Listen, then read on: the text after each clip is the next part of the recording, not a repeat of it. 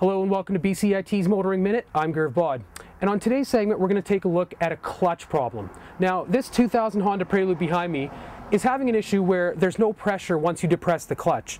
Now, it's a fairly simple fix. However, a lot of people aren't familiar with what the problem could be. So what we're going to do today is we're going to actually troubleshoot exactly what's going on underneath the hood and show you an effective and simple way of fixing the problem up until you can actually take it to a mechanic to see where the real problem lies. As you can see, there is no resistance from the clutch pedal when it is depressed. This means the car cannot be put into gear. Because the clutch runs on a fluid-based hydraulic system and there is no pressure in the pedal, chances are there's a leak somewhere in the system. So the next step is locating your clutch fluid reservoir. This reservoir is easily accessible and usually located beside your brake fluid reservoir.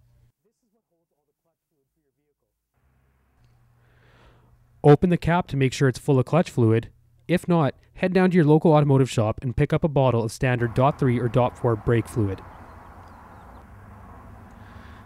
Next, fill the reservoir to the top. Now this next step requires bleeding the system, which means removing the air from the lines and filling it with fluid.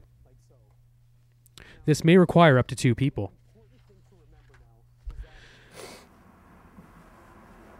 Repeatedly pump the clutch pedal approximately 15 to 20 times.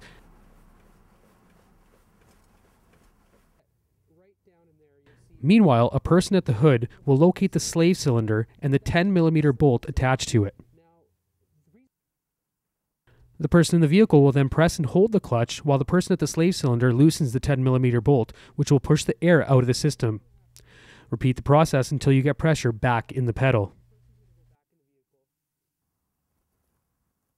Once the clutch engages, you should have no problem driving to your mechanic to find where the system is leaking.